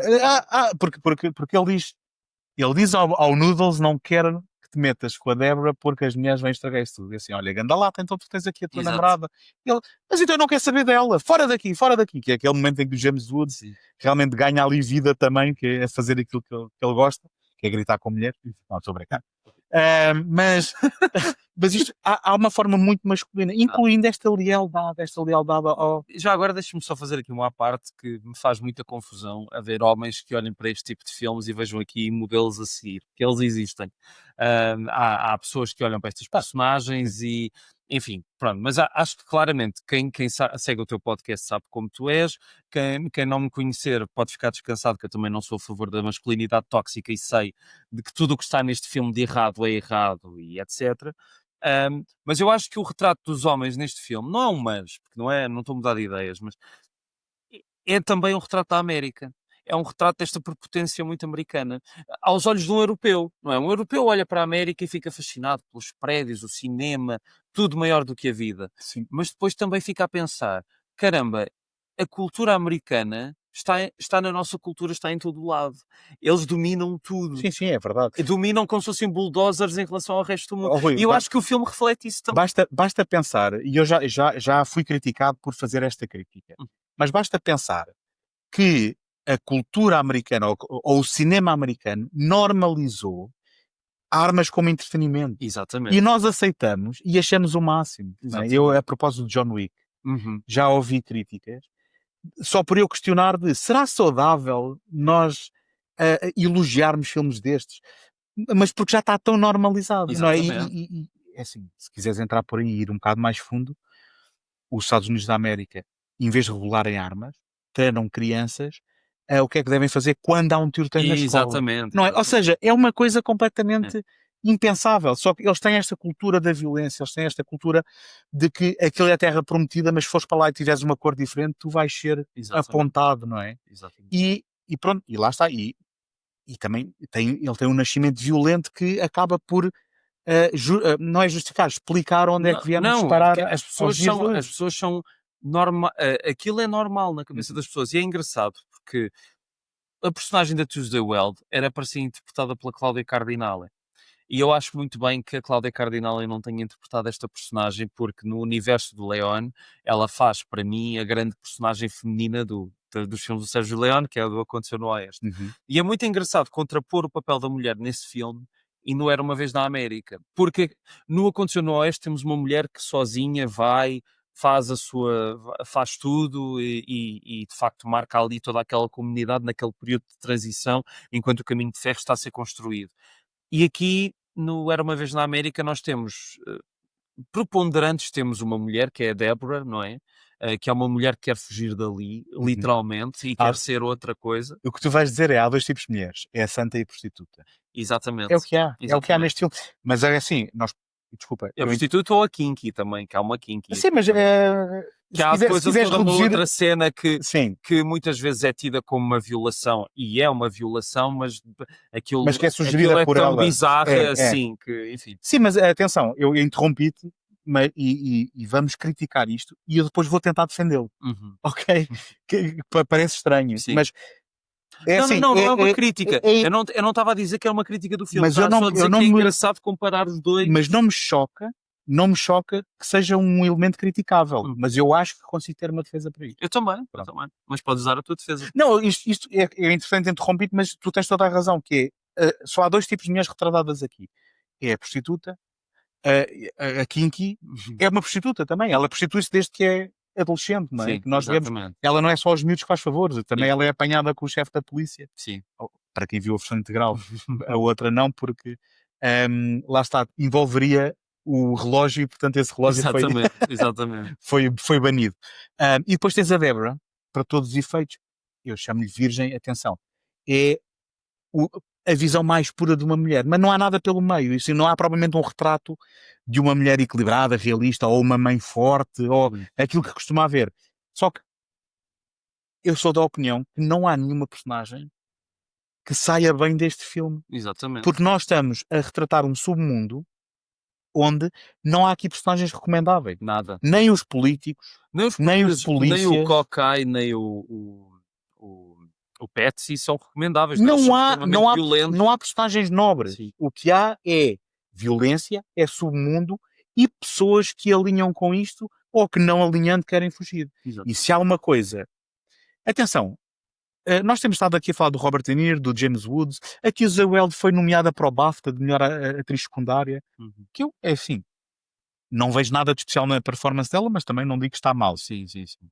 Eu sei que a Pauline Kael critica um bocado a interpretação da Elizabeth McGovern, que eu acho que não tenho percepção para conseguir analisar uma interpretação a esse nível tão atómico. Mas temos que reconhecer que a Jennifer Connelly, para aí com 11 ou 12 anos, é se calhar das melhores coisas que está neste filme. E a personagem dela, desde essa idade, que ela renega a vida que aqueles miúdos estão a correr. Exatamente. E ela tem a força de dizer: eu tenho uma atração por este homem, mas eu não aceito isto. O problema do Era Uma Vez na América é que era preciso ser a Jennifer Connelly adulta a fazer a personagem da Deborah. É verdade. Eu É acho verdade que a personagem perde força quando... Perde. Apesar de... Atenção, eu não acho que ela está particularmente mal, Não mas está. não está particularmente bem. Não está não é? tão inesquecível Sim. como a Jennifer Connelly está no início. E repara, há aquela cena em que o Bugsy dá um enxerto porrado aos dois miúdos, depois ele tenta entrar outra vez e ela fechou-lhe a porta e está a ouvi-lo e diz: Ele a sangrar. eu não quero saber disto. É assim, faz o que quiseres, e ela gosta genuinamente dele, não é? Não sei se gosta. Eu acho que não gosta.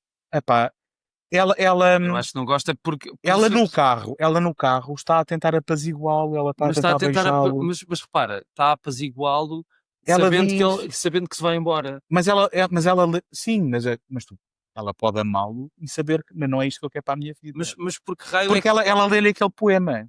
É o amor da minha vida, no entanto nunca vai poder ser o meu amor, porque vai ser sempre mas a questão... punk, não é? Sim, mas a questão é que isso também é uma construção e também acho que uma relação tem de haver confiança que uma parte possa mudar em favor da outra se for o melhor para os dois. E o que me faz confusão na cena da noite romântica é que é mesmo uma despedida que ele próprio não percebe que é uma despedida, mas está desde o primeiro momento que é uma despedida. Mas eu vejo essa cena de um ponto de vista um bocado mais romântico do que tu, porque eu acho que isso entra na questão da tragédia, porque até do ponto de vista dela, ela é uma tragédia que aquele era realmente o rapaz e depois o homem de quem ela gosta, mas que nunca poderá ser o amor dela, porque ela tem uma ambição também própria. Sim, mas a ambição acaba com ela a voltar ao sítio de onde partiu com o amigo da pessoa de quem ela amava.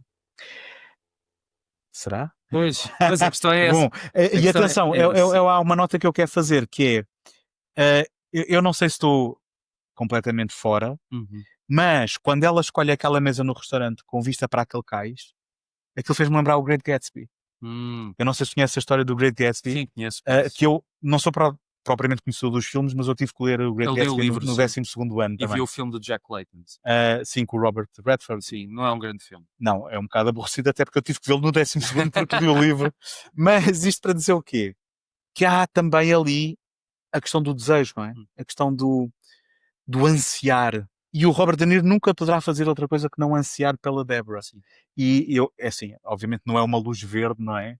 Mas todo aquele cenário, todo aquele setting, que deixa-me dizer, a cena em que termina a cena da violação, eu adorava ter uma vivenda ali. Porque aquilo parece ser um sítio... Vamos tirar esta frase do contexto. Não. A cena da violação, eu adorava ter uma varanda ali. Não é uma varanda, é uma vivenda. Sim. Aquele sítio realmente parece remeter quase para aquelas mansões do Gatsby, da sua paixão pela... Sim, não é mal pensado. Agora está-me a escapar o nome Também não Da me- Daisy. Da Daisy, Da sim, Daisy, sim, não é? sim, Pronto. da- Portanto, eu penso, enfim, acho que é só uma invocação Sim. visual, mas penso que definitivamente está ali no ADN da construção daquela personagem, sendo que o Robert De Niro, ou melhor, o Noodles, pronto, ele é completamente irrecuperável do ponto de Sim. vista de ser uma pessoa decente. Não é? Deixa-me só repetir que eu não sou contra a ideia do delírio. Eu acho que é Sim. isso que é interessante do filme. Sim. Acho é que é muito mais interessante pensar numa coisa muito mais ambígua do que se Uhum. é isto ou se é aquilo. Sim. No entanto, há aqui uma coisa que eu gostava de dar à discussão, pensando, ok, se tudo o que está no filme, do dito presente do filme, não existe, onde é que começa o delírio? Ou seja, porque Esse é o tipo de discussão que eu não estou interessado em ter. não, mas repara, porque o filme acaba com ele a sorrir, Sim. mas nós vemos uma cena depois disso antes no filme, que é ele a ir para a estação. Será que ele aí já está a imaginar ou ele está mesmo a ir embora?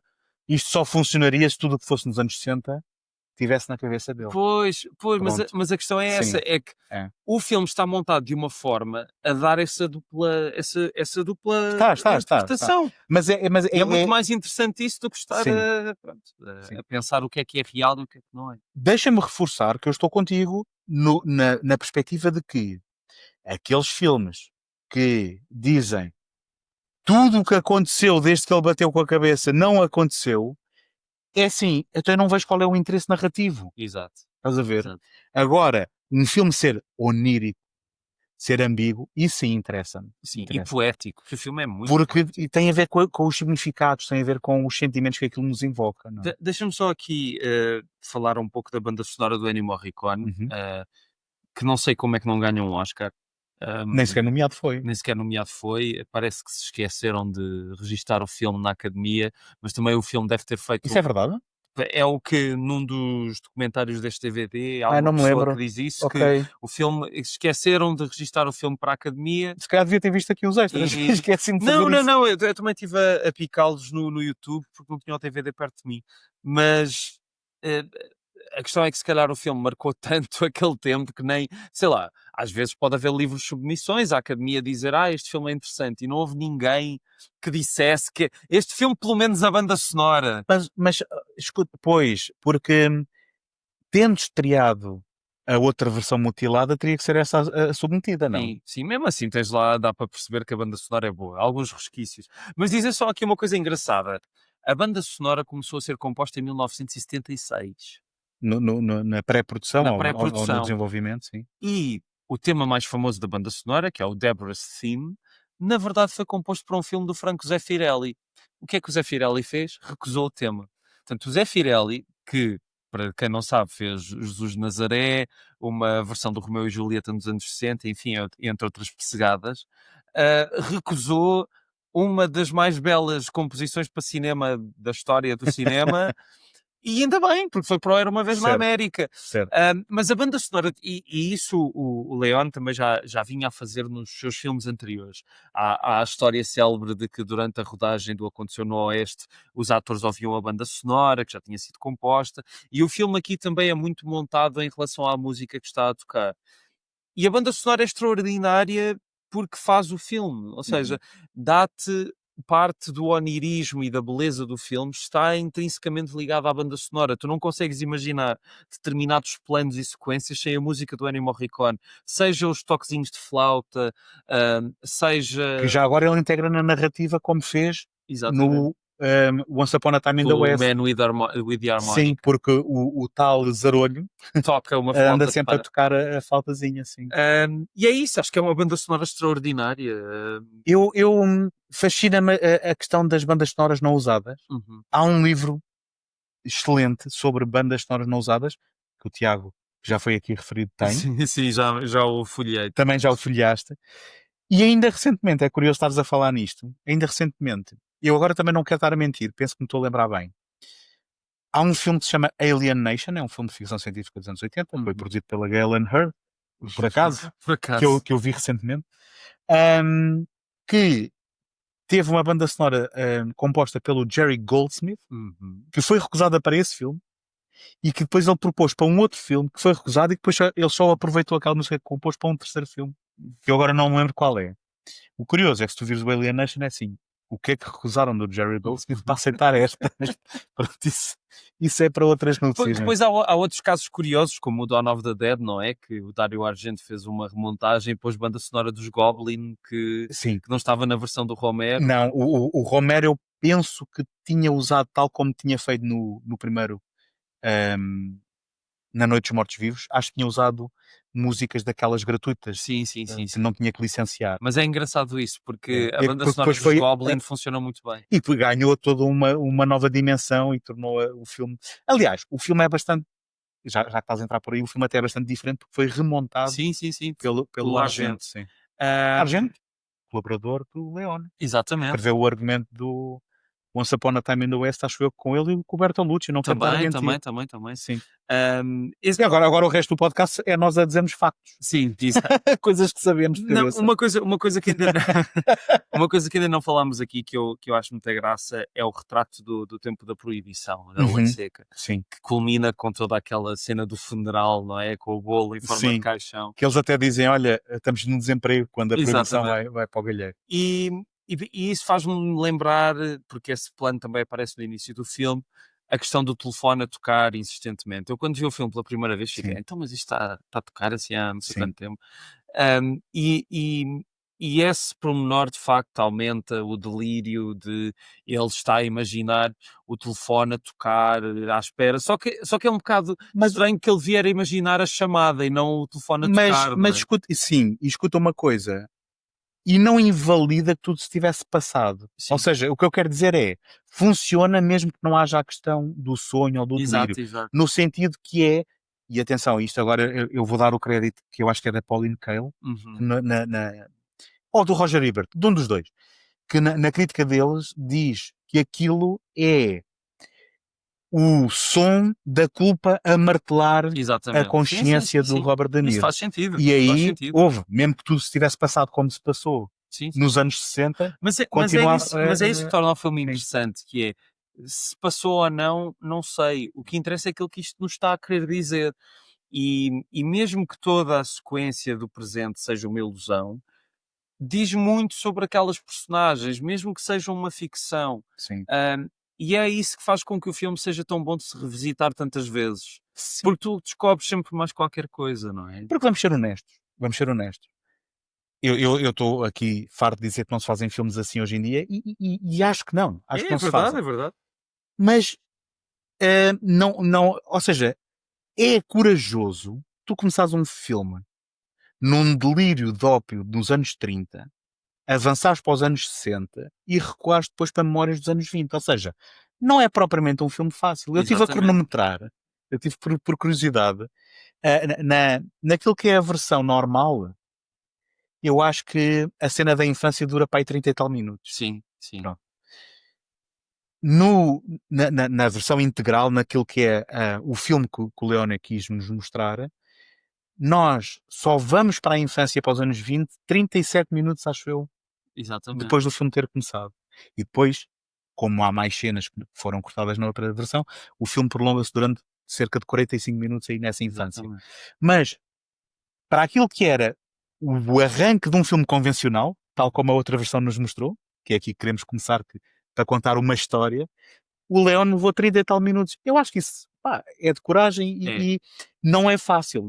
O filme, se calhar, nunca seria um êxito bilheteiro. Mas é por isso que me faz confusão quando as pessoas dizem que o Director's Cut é a tal versão de 250 minutos, porque a versão que estreou na Europa já é tão pessoal, já é tão forte, já é tão fora do vulgar e até do que o mainstream, mesmo na altura, te deixaria fazer, que acho que é um bocado insultuoso dizer que só agora, com mais 20 minutos, é que estamos a ver a versão que o Leone queria que nós víssemos. Sim. Como também, já agora deixa-me só dizer, há outro filme do Leone que sofre do mesmo problema, que é o Bom, o Mau e o Vilão, que em 2003 também decidiram fazer uma versão Director's Cut. Que os atores tiveram que vir... Em que os atores voltaram e até colocaram cenas que o próprio Leone já tinha eliminado para fazer uma versão maior. Isso é sempre muito complicado. Pronto, os atores voltaram, já agora... fique claro, para fazer a dobragem de cenas. E é horrível porque não tem nada a ver e enfim, e são cenas que não acrescentam nada ao filme.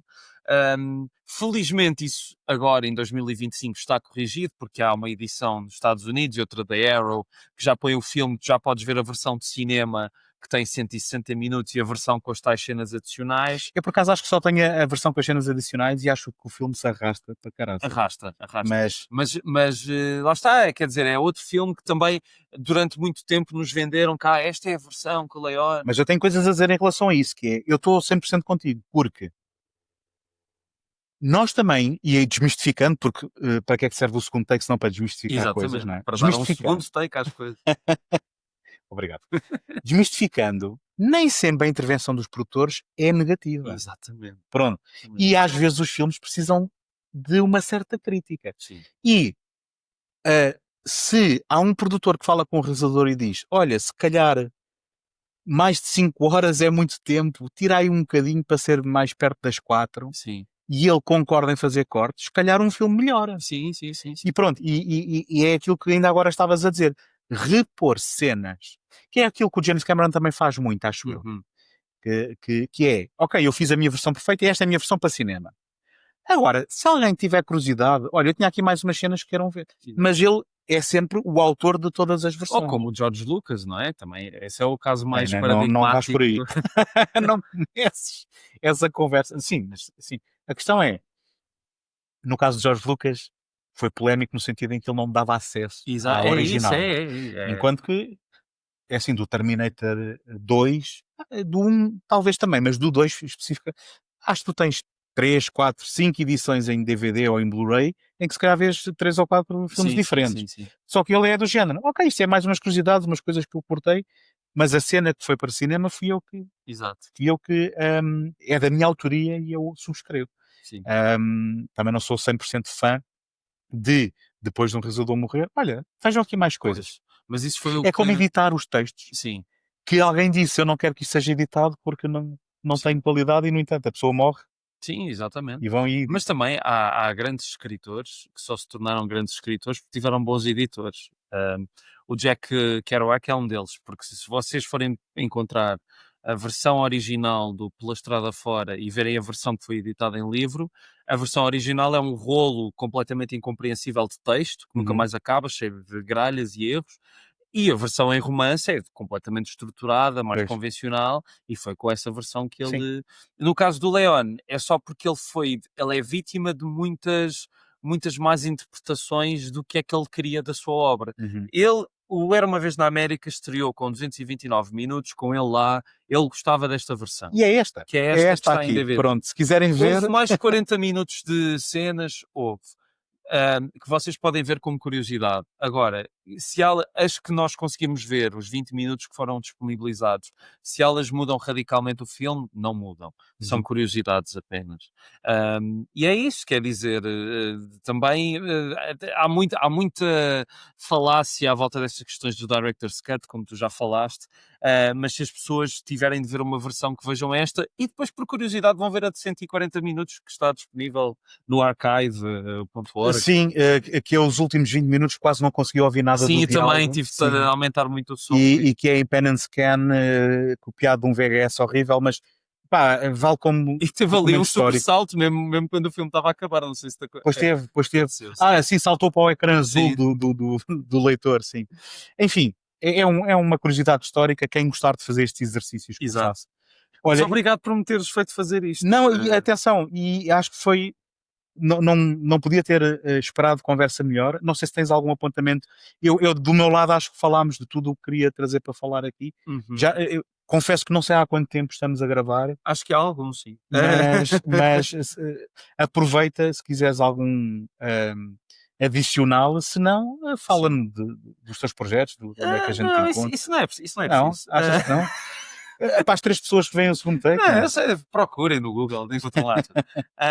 Não, só dizer que de facto é impressionante esse lado que tu estavas a dizer de não se fazerem mais filmes assim, e também nós já não termos disposição para ver filmes assim.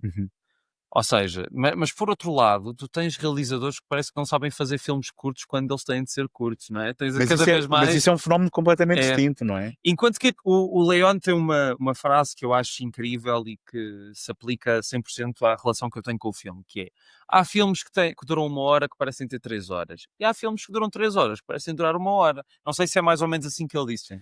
E no caso do Era Uma Vez na América, mesmo a revê-lo agora, mesmo quando eu estava a ver a porcaria da versão truncada, eu não senti o tempo passar. Sim. Porque estava ali a reconhecer a grandeza do filme.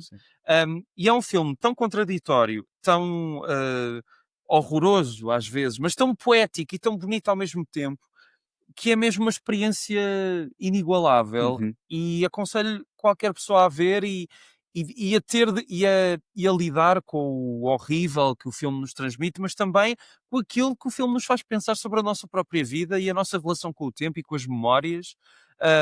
Há um romance fabuloso também sobre a relação com a memória, que é O Sentido do Fim, do Julian Barnes, que pega muito nesta ideia de: será que aquilo que eu sempre achei que era real, na verdade foi uma criação da minha cabeça? Portanto, já agora deixo essa nota. E é isso, olha, foi um prazer e espero algum dia ver os outros 20 minutos, por curiosidade de cenas, mas por amor de Deus vejam esta versão, que é também a versão que passa na televisão cá. Eu Sim. acho que eu veio Ele está na Disney já agora, quem tiver, depois, ele está na Disney Plus. e há uma razão para isso, é que este filme era da Regency também. Uhum. E a Regency, entretanto, foi comprada pela Fox, Pois, salvo porque erro. isto é uma edição da Warner, eu também Exatamente. estranhei. E havia vários filmes que estavam na Warner, como este e o Hit, que foram para Passaram, a Fox. ok. E a Fox é da Disney, e é por isso que o Era Uma Vez na América está na Disney. Não sei se está na versão ou se está na... Está nesta nesta. versão. Pronto, então vejam esta versão porque é que Sim. vale a pena. E um dia destes, Pronto. talvez vejamos os outros 20 minutos e possamos aí tirar todas as curiosidades. De preferência, se descobrirem